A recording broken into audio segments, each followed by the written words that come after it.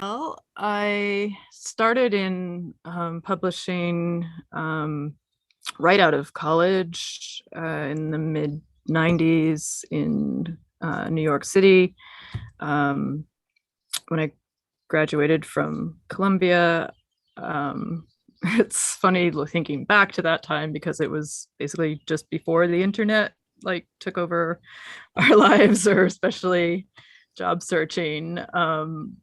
But it was literally just uh, like an index card that I found like st- uh, stapled onto a bulletin board in the jobs office, asking for someone to be an international literary scout, which was something I'd never heard of before, but it just sounded like the perfect job for me.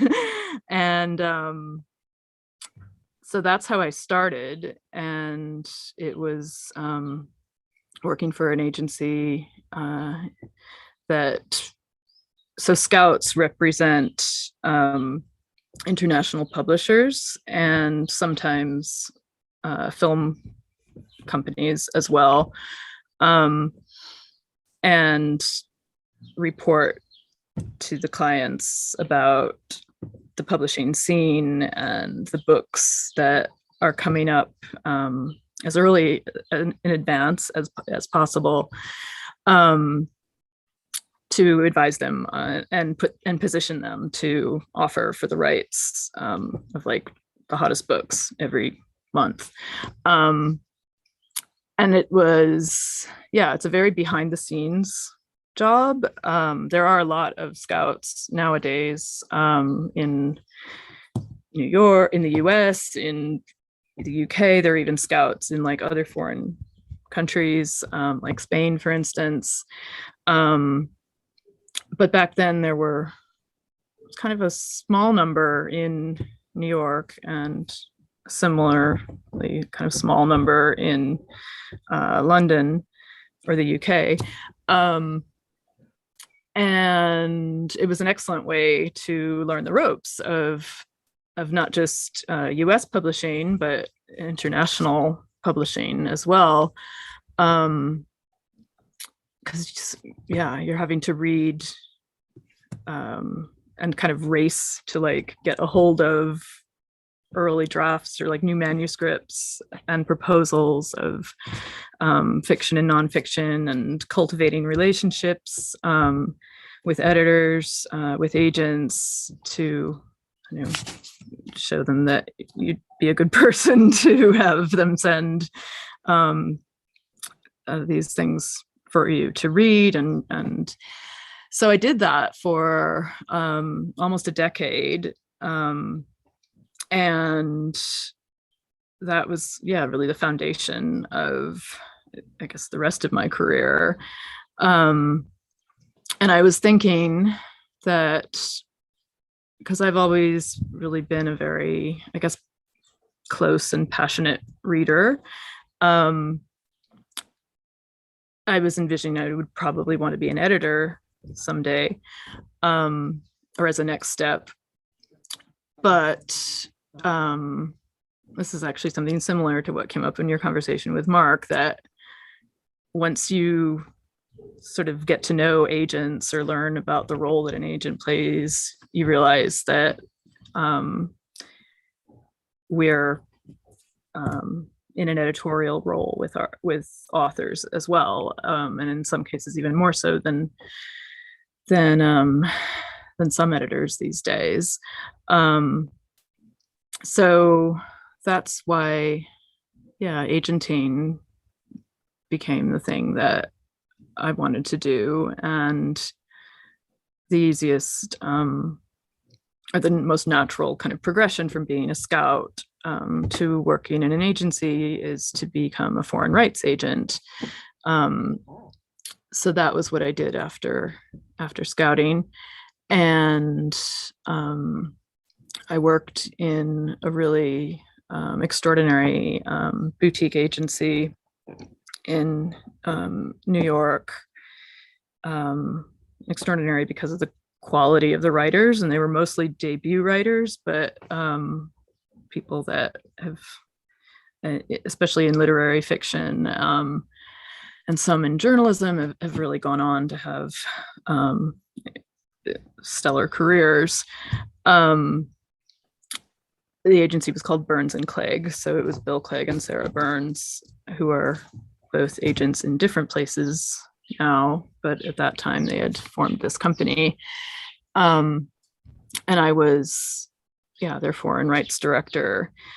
And that, showed me how much I love working closely with writers, with promoting especially new voices who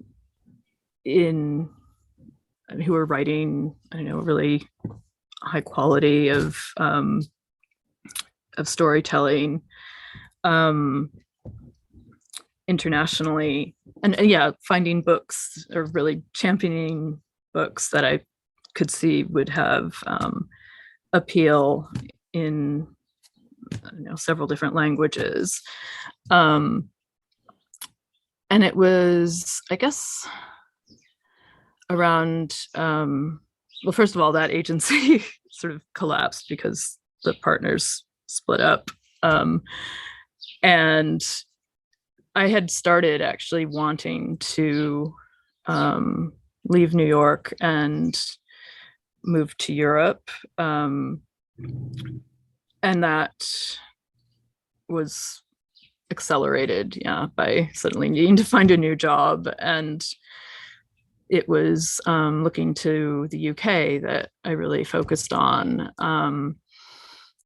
And that's when I got the chance to move from New York to Edinburgh, Scotland, actually, which was a wonderful opportunity and kind of a dream come true, because I had already become really fascinated with Edinburgh, and in particular this great independent publisher called Canongate Books, which originated and has their headquarters in Edinburgh, although they have a London office, for many years now as well. And so that's the only time that I've ever actually worked in a publishing house. And that was really fascinating because it was such a very active independent publisher. So bigger than many, but still small enough so that everybody there worked really closely together and kind of wears different hats in a way. And I even acquired a novel while I was there, even though I was the maternity cover foreign rights director. And yet when that role came to an end, because it was a maternity cover position, I knew that I didn't want to keep working on the publishing side, but I wanted to go back to the agency side. And I missed that kind of close connection with writers and their works. And so then I got a job in London at a really large agency as the foreign rights director. And it was that was really interesting because I thought I had entered the most, permanent and established and kind of old-fashioned work environment that I had ever been in. And it was one of the, oldest and most prestigious literary agencies of all, called PFD. But lo and behold, within a few months of me landing there and starting up their first in-house foreign rights department, there was a management buyout that it was like headline news in publishing or in like the British press at the time, because it involved a lot of I don't know, celebrity authors, and it was also a talent agency, so there were like actors and directors um, and their agents, and basically they all simultaneously resigned one day because they didn't agree with the new management that had just kind of taken over the company. And that's how they founded a new agency called United Agents. And it was, yeah, quite an experience to be caught up in all of that. But it turned out to be one of the best experiences I've ever had, because they wanted me to come along with them, fortunately. So I was part of this really exciting and like a founding member of a really phenomenal new agency that started in a very big way, because there were so many agents. I mean, there were like 100 agents and like kind of assistants combined that set up this company, and all their clients, which basically represented, I mean, some of the best of mostly British literature, theater, film. So, and that was a really amazing way to kind of enter London as an American, like without, I actually didn't know. I mean, I knew some British editors professionally, because I'd been sort of submitting books from my previous companies in the US to them. But yeah, it really changed my life in lots of ways to live there and work in that kind of a place. And I guess I thought that because it was such a big company, because I loved my job and my colleagues so much, and really loved living in London, that it would be the place that I would just stay until I retired someday. And some of the agents that who were my colleagues were sort of legends in their field, like Carolyn Donny, who discovered Alain de Botton, and she actually was Richard Dawkins's like very first agent, and Nick Hornby, and Pat Kavanaugh was a phenomenal agent, who sadly passed away actually kind of during this whole time of setting up United Agents. But I feel really lucky that I got to know her and represent some of her writers internationally as well. And yet what happened was, I mean, I was there for 7 years. So really, yeah, I got the foreign rights operation sort of running and thriving, and had some incredible writers that I worked with for their translation rights representation. Most notably, well, I know there were so many notable ones, but a personal favorite was Eleanor Catton, who was, she's represented by Carolyn Donny, and she is still the youngest ever writer to win the Booker Prize, for the longest ever novel to have won the Booker Prize, which was The Luminaries in, oh gosh, was it 2014, maybe just before that, 2012 or 2013, around there.